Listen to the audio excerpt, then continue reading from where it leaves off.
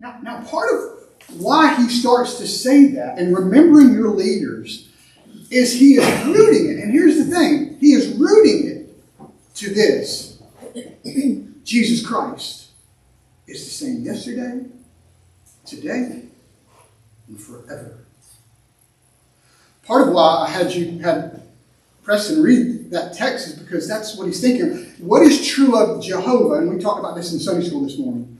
When Jehovah says, come under my wings and take refuge, Jesus does the same thing. Jesus, right before he stands over Jerusalem, he says, oh, that you would have come under my wings and taken refuge, in which you wouldn't.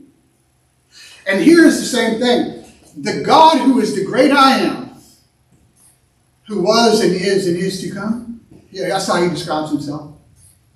I am, I always have been, I have no beginning, no end. Jesus Christ is saying, I am the same. That's why he always says in John, I am. We are the same. I am the same in eternity past. I am the same right now, and I will be the same in eternity future. And here's why that matters. It's because part of what he's talking about is the people. Remember the people in the past who have gone before you. Remember their faith. Remember how they walked. Imitate their faith. Why? Because they were following Christ in such a way. Because you won't be looking back at people who didn't imitate. Think about this. There have been two massive influences in Christian history recently, not within most of your lifetimes, and I won't bring their names out, who dominated both theology and apologetics, who were later to be found out to be living a double life, to be living in gross immorality that no one ever knew. God knew it. No one else knew it. Right? But eventually their sin has found them out. But let me tell you something, and the world will point those people out left and right, but there are so many that were so faithful. Faithful unto death. And they weren't doing that because they were managing their lives. They were doing that because they were following a Christ who was bigger than their problems. Bigger than their persecutions. And that is what's happening to the people in the church here that he's writing to in Hebrews. He's saying they're under pressure. And when you're under pressure, your tendency is to say, I can manage this now. I'll manage my life in such a way that I won't get flack from the world anymore. That's what I'll do. You know how people do that? They just become the world when they get out in the world, and they become the church when they get in here. I don't know if I've ever told you about that. Oh, there was a Catholic priest that I worked out in a place years ago. I knew he was a Catholic priest of a huge church. And he would work out there all the time. And I wanted to talk, I kind of want to talk some theology, kind of take a little, angle off of him, just have a little fun, And so I go over and start talking to him, and he just starts dropping one. I haven't got a chance to talk spiritual things yet. I just go and introduce myself. And he immediately starts talking about working out. And he starts dropping one F-bomb after another. I thought I misheard him the first time. I was so embarrassed to say yeah. I didn't say that. I didn't have to. He just kept dropping them. And I said, so what do you do for a living? He wouldn't tell me. He changed the subject. You don't want to imitate that kind of faith. But you know what he was doing? He's saying, that guy's probably not a believer. And the way these people out here talk, that's how they talk. I'll connect with him by using foul language. Or if I do this, no persecution can come to me. Nobody can start questioning my beliefs. Nobody can start pointing fingers at me because I look like them. That was the problem with Israel, isn't it? They wanted to look like the world. We want a king like they have.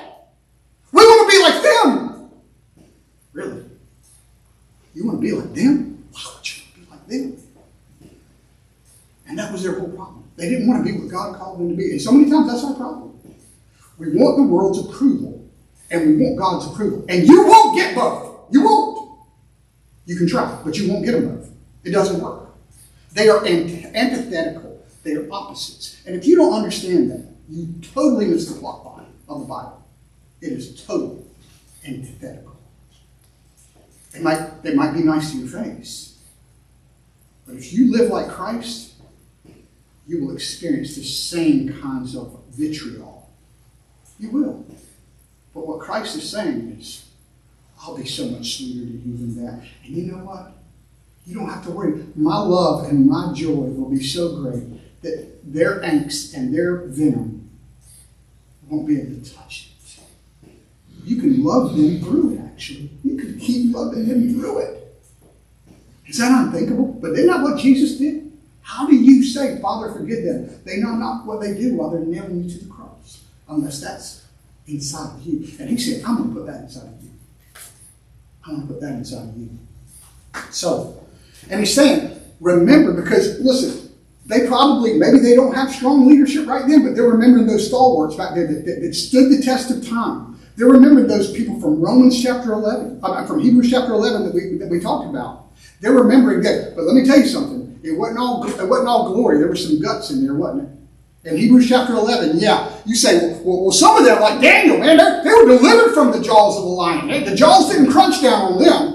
But Hebrews is telling you not everybody got that benefit. Some of them died. Some of them got sawed in two. Some of them went through horrible, unthinkable, shameful deaths. What's the difference between them and the ones who were delivered? Nothing! Not a thing!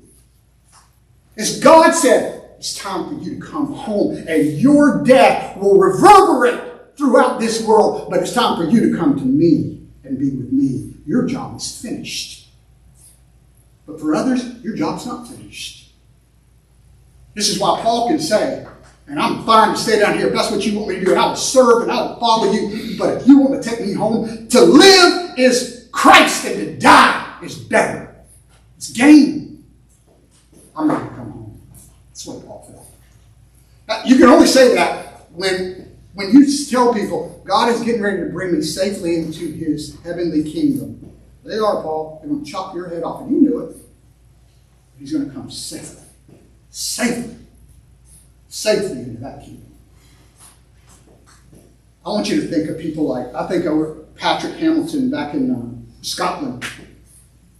He was burned at the stake for his faith because he would not capitulate to the culture. And he knew Jesus Christ the same yesterday and forever, today and forever. And he said, I will stand just like those before me. And he did. And they tried to burn him. And they did. They burned him at the stake. Unfortunately, in Scotland, it's pretty rainy. And so the gunpowder they used and stuff you would do to ignite the flame and all that, because of the winds and the rain, it didn't burn very well. So he slow cooked. Slow cooked. You know what happened? He burned slowly, so the reek of his burning and the winds from the sea started to... But here's what the people said that killed him. He said, don't do that anymore. Don't burn anybody else at the stake. Why not? Because the reek of Patrick Hamilton, the reek of the smell of his burning flesh is infecting all of Scotland. In his death, in a gruesome death. Or think of Ridley and Latimer when they're being burned at the stake, and they're singing hymns to God as their flesh is burning off of their body. How does that happen? Unless that Jesus Christ that is the same yesterday, today, and forever is in them in such a presence and such a power and such a joy that it overwhelms the licking of the flames. That's the only way that happens. And that's what he promises, a presence. You don't manage flames. You don't manage your flesh being burnt. You lean harder into the one who indwells you and who loves you. And listen, the leaders are called to reflect and imitate that. And listen, here's the thing, and here's the problem we've got in this age, in the age of celebrity pastors and all the other things, and we've got to be really, really careful, because people that follow are just as bad as the people who sometimes tell people, follow me and not follow Christ. Is the church is not stable because leaders stay alive or continue or institutions stay strong. The church is stable because the person at the center of the church never changes. Never changes. Ever.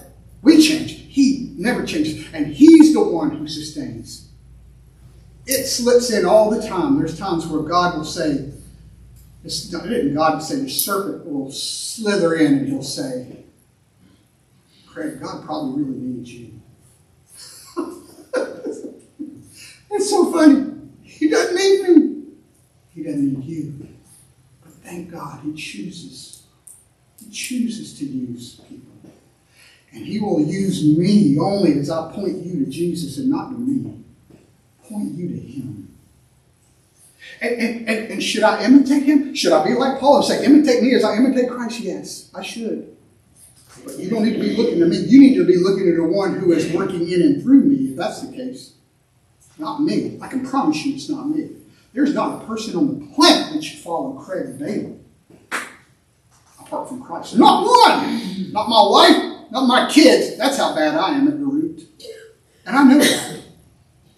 Christ is my goodness. And then he says, do not be led away by strange and diverse teachings. The danger is not just theological error. It's the human temptation to find stability. There again, to manage things, or to manage their salvation. We want to manage our salvation too, don't we? Let me give you a few illustrations. Someone says, well, I said a prayer. You asked them, you a believer? Well, yeah, I said a prayer when I was 9 years old and I got baptized and I'm good. Okay. Good luck with that. Someone says, well, I'm Catholic. I'm in, right? I'm inside. Isn't that what the old saying was? You can't have God as your father if you don't have the church as your mother. I got the church as my mother. God's my father. I'm good. Someone says, I'm not religious, but I am spiritual. You hear that a lot? I do. Or someone says, I grew up Methodist. Well, what about us? Well, my granddaddy was a Baptist preacher. I hear that a few times too. All of those things, they can't save you. They don't save you. Christ saves you. Not your profession doesn't save you. The organization doesn't save you. Jesus saves you. Your faith doesn't save you. Jesus saves you. You put your faith in him. None of that. Your granddaddy doesn't save you. Your mama doesn't save you. Your husband doesn't save you. Your wife doesn't save you. It is a one-to-one dealing with you and your sin. And he says, bring it to me. Bring it. Bring it all to me. I won't cast you out. I will love you. I will redeem you. I will restore you. And he won't stop there. I will transform you. I'll start to take all that stuff out slowly but surely and replace it with myself. You don't get a better deal than this. But every one of these things is like a modern food for us today. A modern food, a comfort food for us to go back to.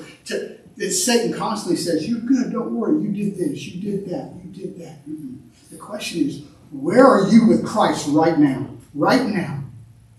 Where are you? Because let me tell you something. I'm not judging your salvation. No, I have no idea. I have none. God does. I have none. My job is just to warn and to exhort. Right? So I can't see, but God knows. He knows your heart. He knows whether you love him and want to serve him or not. And that doesn't mean you don't go through dry times. You do. Difficult seasons, they will weigh on you. And they will be difficult in your walk with Christ. But deep down, you know, I love him. He loves me.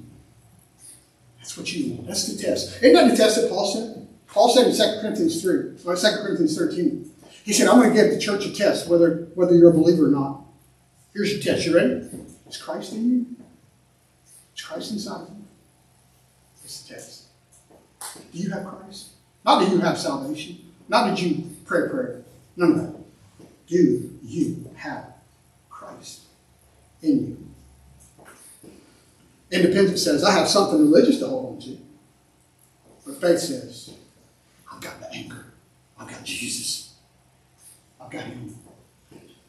And then notice in verses 10 through 14, this altar. He said, we have an altar from which those who serve have no right to eat. I got to speed up. Here's where it gets interesting. Because what he's doing is he's alluding to the Old Testament Day of Atonement. And what happened on that day is the high priest, and the high priest alone, could go in. Let's say I'm the high priest. Let's don't. Let's say Preston's the high priest. He's more high priestly. He's got the beard and everything. So Preston's a high priest. He represents you and me and everyone. He is the one, everything. Preston goes in with my name and your name, all of our names on his shoulders and over his heart. And we've got our sin, and he's going before a holy God, and he's the only one who can go in and bring the blood of the lamb, right? He's the only one that can bring the blood of the bull and the goats and the lamb. He's the only one on the Day of Atonement that can bring that goat's blood in for the people, right? One goat will go out into the wilderness, and one that will die. His blood will be poured on the mercy seat. And on that day, generally when you have sin offerings, the priest can eat. He can go in and eat what's left of the offering. But on this day, no. No. That offering does not, no one eats that offering. No one partakes of that offering. That burnt offering is a picture of what Jesus has done for you. A burnt offering is an offering that is completely burned. Completely burned. It's dung, everything burned. Completely given. And it's a picture of Christ completely gave everything for you. That's what it's saying. He left nothing undone. That burnt offering. And on that day, no one went back and ate. No one was able to get sustenance from that offering. Only the rest of the body, the body is taken outside the camp and dumped into an unclean place. And the precious blood is brought into the most holy sanctuary. You hear that? He's bringing the blood into the presence of God. But the rest, the burnt up body is taken outside the city gates and dumped in an unclean place. So you have this uncleanness and there's perfect righteousness. And that's Jesus. That's what he's saying. Jesus didn't die inside the gates of Jerusalem. He died outside the gates of Jerusalem, just like that burnt offering was taken out there. But he says in this one, we come back and eat. We have a right to eat at an altar. Wait a minute. That the high priest, Preston, didn't get a chance to eat at. Preston cooked a barbecue but doesn't get to eat it himself, right? He doesn't get to eat it. The Old Testament guys didn't get to eat it, but we get to eat it? Yeah. Because this is exactly what Jesus is saying. This is what he's talking about in John chapter 6. You don't have any life in you unless you eat my flesh and drink my blood. You can't have life unless you eat and drink me. And they said, that's the most disgusting thing you've ever heard. Blood's unclean in the first place. Cannibalism? What are you talking about, Jesus? He's not talking about that. What he's saying is, stop managing your faith and partake of me. Let me be everything for you. Let me, wherever you are, eat and drink of me in that moment. Rely on me in that moment. Trust me in that moment. I'll be everything for you. Don't manage the situation. Even with your religious talk, I'll manage it in and through you. Taste and see that I'm good. I'm better. That's what he's saying. This altar, the blood is brought in, the body is taken out, and then he says, now you go out there. Go out there, outside the camp.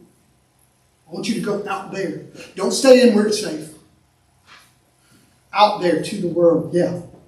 And that's exactly what Jesus told the disciples they were going to do. He said, here's the Great Commission. You're going to start here in Jerusalem. You're going to go to Judea. You're going to go to Samaria. And then you're going to go all the way out into the wilderness of the world. Right? That's the goal.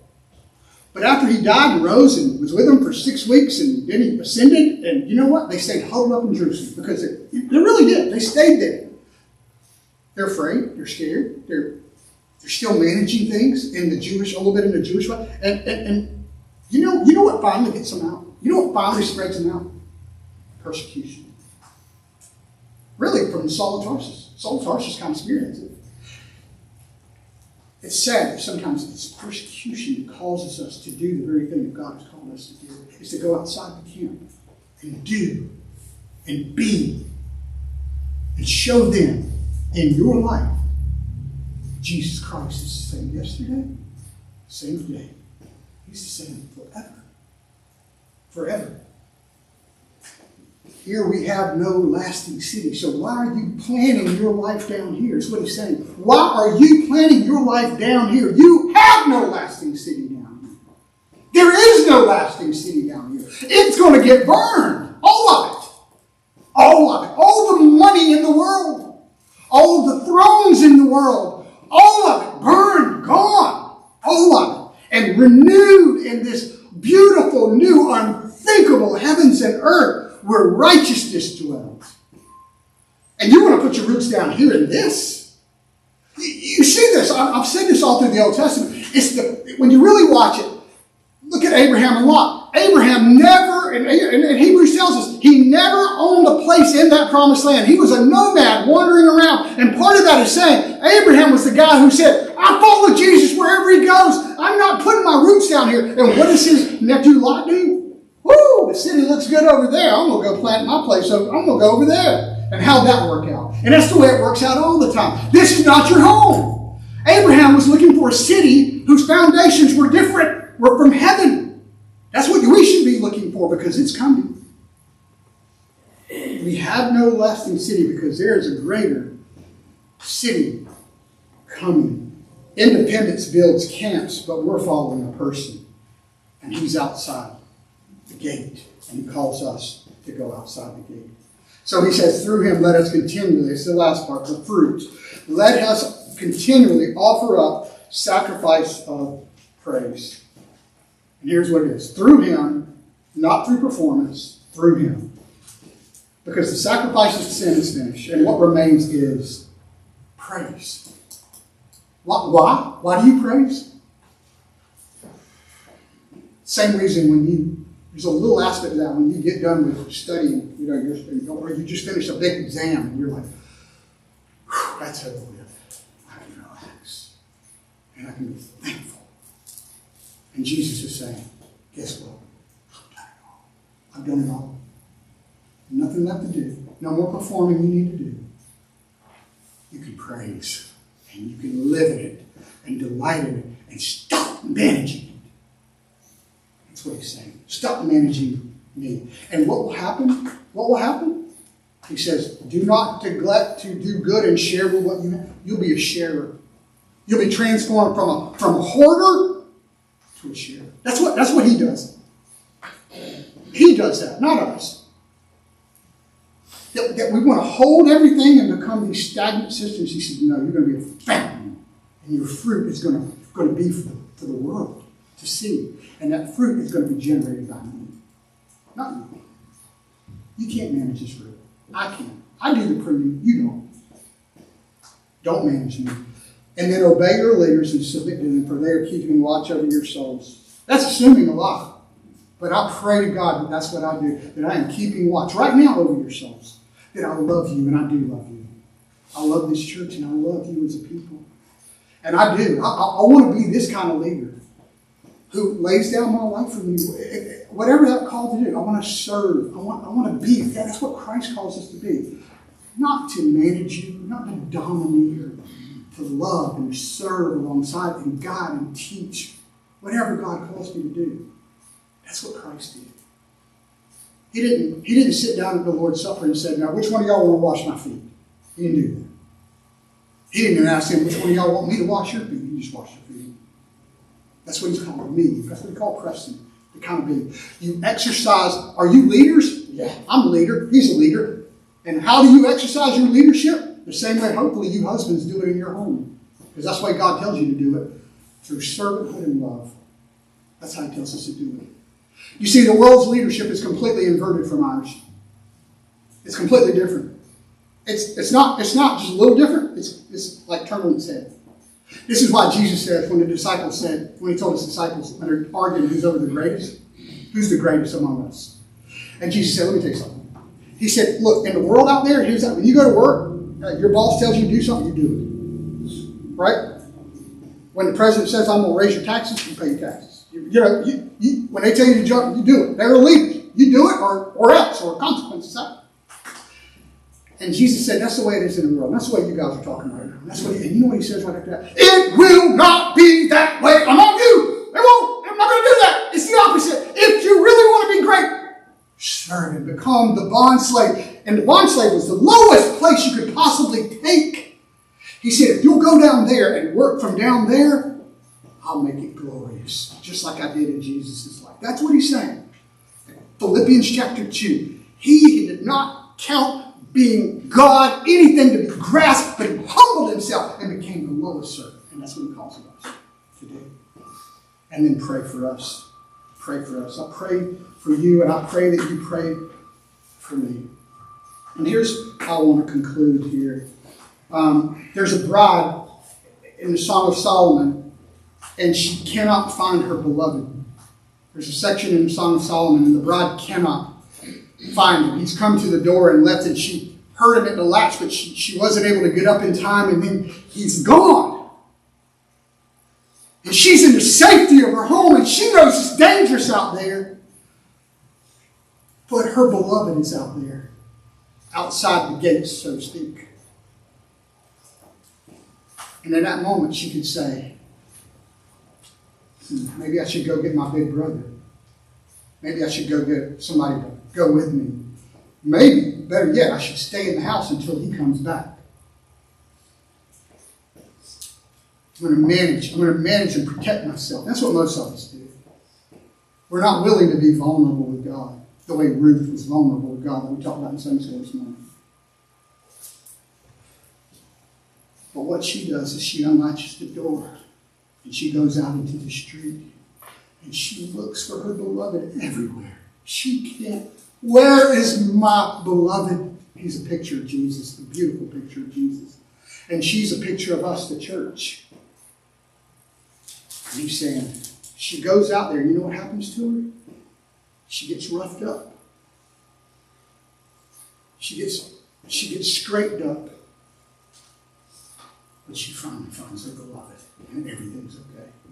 And that's what he calls us to do. Go outside the gate. Be vulnerable before God and before others, for that matter. Don't care what they think. Who cares what they think? I care what Jesus thinks. If we start caring enough about what Jesus thinks, we won't care about what they think. And we will go and we will look for Jesus. We won't look for systems. We won't look for leaders. We'll look for Jesus everywhere we can find him. And may God help you find him in me and find him in you and one another, shining forth. Because he said, John 14:23, me and my Father will come and make our home, not in the temple, in you, inside of you. It's unthinkable. That is what he's promised. Let's pray. Father, would you help us? God, would you help us stop playing church? God, would you help us stop thinking evangelicalism has all the answers? God, would you help us stop listening to more podcasts than we do listening to your word? God, help us for that.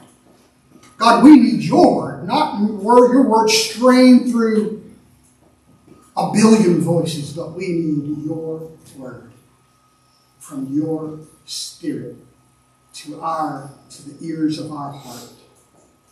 God, illuminate the eyes of our heart that we would see you clearly this morning. In Christ's name we pray. Amen.